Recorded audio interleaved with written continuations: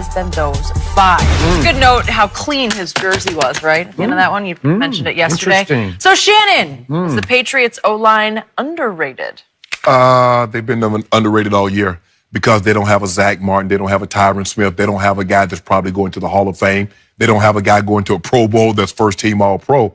But they were 3rd in sacks allowed. They were 5th in rushing. But all you hear about is Tom. And so that just goes to show you that he has support. He has help. Contrary to what Skip Bayless wants you to believe, that this is all Tom Brady. Oh, Tom Brady's doing this. And I already know they're going to do. I mean, he throws the ball so quick. But wait, have I spoken? Not yet. I don't think I've said a word. I know you. I know you. You can't do that around here. Sonny Michel, how'd that run game looking, Skip? Against San Diego. How about Rex Burkhead? Oh, you like Rex Burkhead?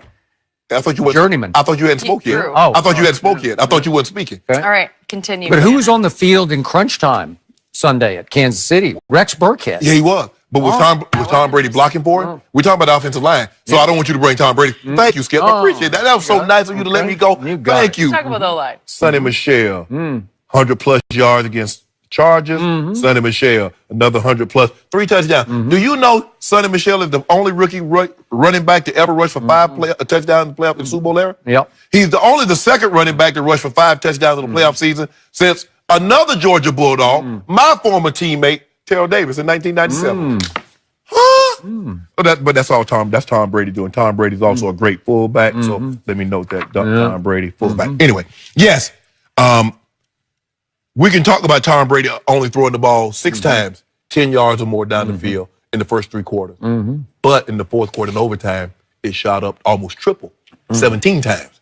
So obviously, Skip Bayless, guess what? He's taking more time to throw the ball down the field, and the results are the same. Nobody's touching him. Interesting. Tom Brady line pretty good. Yeah. Tom Brady pretty good. So Dante Scarnecchia, when they lost the championship game to Denver in Denver, Dante Scarnecchia had retired the year before. The offensive line coach for the Patriots. Yep. Coach Belichick was somehow able to lure him out of retirement. He did. With the bag. Went over to his house, Jenny, paper bag, looked inside like, what's this, Bill? Coach Belichick walked out the house. Next thing I know, Dante Scarnecchia is coming back. He's unbelievable. He's as good as it get at what he does. That offensive line, you don't really know. I mean, Trent Brown, Joe Tunney, David Andrews, Shaq Mason, Marcus Cannon. Yeah, they're named. But I don't think any of those guys would probably be rated top 3, top 2, top 3 at their position. But those 5 guys together, behind the Indianapolis Colts, it's hard for me to believe that there's a better offensive line, especially what they've been able to do to rush 100-plus yards and to keep Brady clean. Interesting. That's special.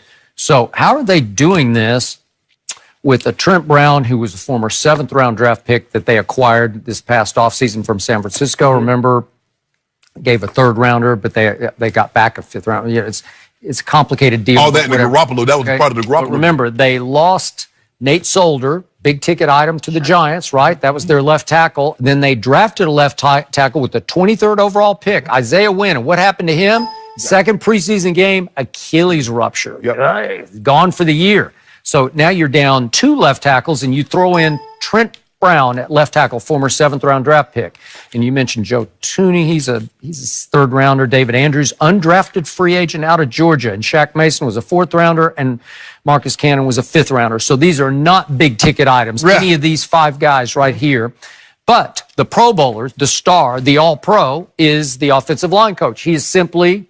You could make a case he's the greatest offensive line coach ever because he's had nothing but high-level success with low-level type players, right? Alex Gibb was the same way. He was. And again, you know what? He deserves to be in this conversation because he even made Mark Schlereth, right? You know, our guy. Got to the Pro Bowl.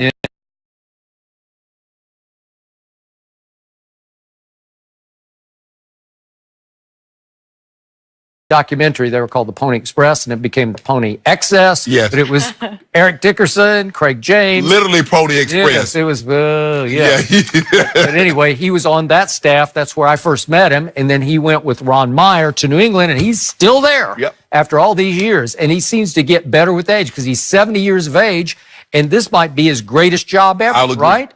Because how can you get better than that? You go into without a left tackle into the year? 90 pass attempts.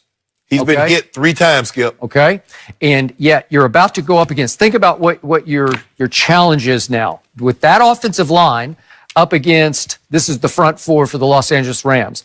You got Sue, who was the 2nd overall pick. Then you got Dante Fowler on the outside, rushing the pass. He's the 3rd overall pick. And then you got Aaron Donald, the 13th overall pick. And then you got Michael Brockers, the 14th overall pick. So you have 4 players drafted in the top 14 in the draft going up against that mishmash here of just guys. These are just a bunch of guys over here. But you got Dante Scarnecchia, who has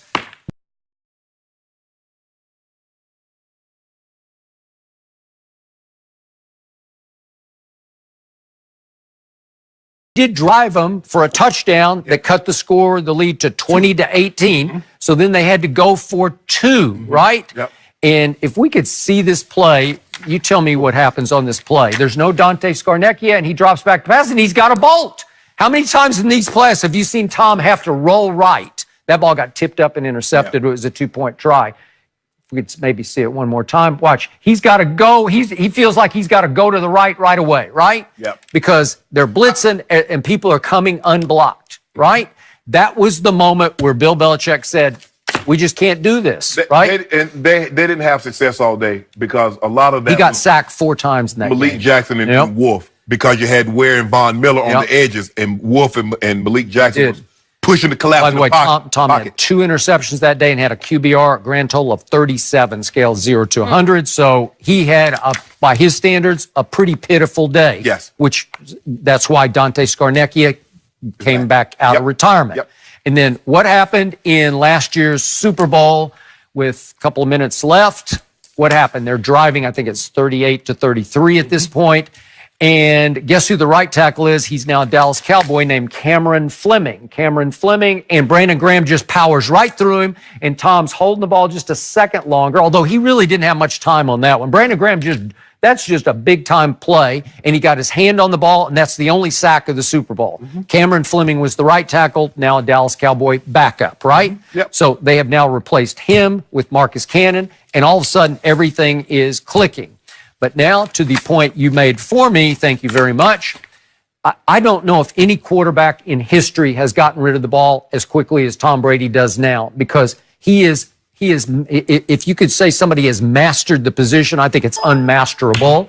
But Tom Brady's playing it at as high a level as you can play it. Only guy probably Marino, because maybe on release. Yeah, because sometimes, Skip, his offensive line would go the whole season and give up single-digit sacks. That's true. Because it was so hard, because Dan was letting it go. But you know what? I'm going to repeat it again. Joey Bosa got so frustrated in the 4th quarter of the Chargers at Patriots playoff game, he finally turned to Tom and he said, quit throwing it so fast, because it's just not fair. After a while, he wears you out mentally because he's reading it so quickly. And again, we talk about Patrick Mahomes' no looks. Tom's really good at the no look. Like he doesn't lock in on a receiver. Right. He's looking over here, and all of a sudden he's coming right back. Yeah. And it happens so fast, it's just quick eye movement. I'm here, and then I come right back here, and Edelman is running an option route, but I can see that he's going to go left, and I'm going to come right back to him, boom, and the ball's gone. Tom's release is quick, and his brain is quick. Skip, I think in most offensive line coaches, and most coaches will attest to this, Skip, it's easier to coach a guy that's been drafted in the later rounds because he really didn't have bad habits. See, when you get a guy in that first round, he think he knows everything. Oh, man, I'm a first-round pick. I'm a second-round pick, bro. What you going to teach me? But when you get an undrafted free agent, you get a 5th rounder or a 4th rounder, Skip, you're able to mold them and say, son, okay, this is the way we're going to do it here. First rounder, know he's safe. 5th round pick, undrafted guy. That's why Alex Gibbs, Tommy Nalen was, I think, a 6th or 7th round pick. Mark Slareth, I think, was maybe undrafted, a 12th round or something like that back in those days. Harry Swain was a defensive lineman that they moved to the offensive side of the football. What has Mark Schlereth always told me about playing offensive line? It doesn't matter about weight room strength. It matters about leverage, angles, knowledge. It doesn't matter how ripped or cut you are, how strong you are, bench pressing. If I know how to get you off your feet, I will beat you every time. Absolutely. Absolutely. Yep. And that's what they know that others don't. That's what they're doing. Because I'll bet this collection, if you took their shirts off and paraded them, you'd be like, I don't know. And the thing is, Skip, look, they know where Tom's going to be. So I can't get beat here because this is where Tom's going to be. Yeah. You can beat me another place. You can run all the way around the horn, but you can't beat me here because this is where I'm vulnerable. Well, all I know is that the Chiefs led the league in sacks, and that was the first game all year they had 0. So I just want to know. I think Jenny want to know. And you want to know too, Healy? Yeah. So does Tom have any help?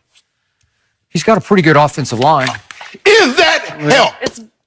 It's worked pretty well. Don't do that. But this is the biggest challenge because against that front four, against Wade Phillips. It's okay to say yes, Tom has help. It's okay. I admitted yesterday that Tom is GOAT man. GOAT man, GOAT man. Okay. Does he have a lot of help at receiver? What did I tell you yesterday? We had the great Deion Sanders in here. I said he could be in a sack race with the sack around his legs and he could cover Edelman. Let me ask you a question. Seriously. How many one-hand playoff catch have you seen Odell Beckham make? Because I just saw Chris Hogan make one the other night. How many of those? How many have you seen in Chris Hogan's career like that? I don't know. That's my point. You don't have enough time to get And wait, I got one last point. Okay. My point is Bill Belichick's defense gave up 24 fourth quarter points in 3 minutes. Pissed the shit out of the first half. I don't know about Piece of that. shutout. Yeah, Different that's halves. not a lot of help. Different day. All right, the Lakers. Well, they lost again last night. What? Will the return of LeBron and Rondo fix their problems? We'll discuss with Chris Broussard next. And I won't back down. Charles Matthews and the fifth-ranked Wolverine.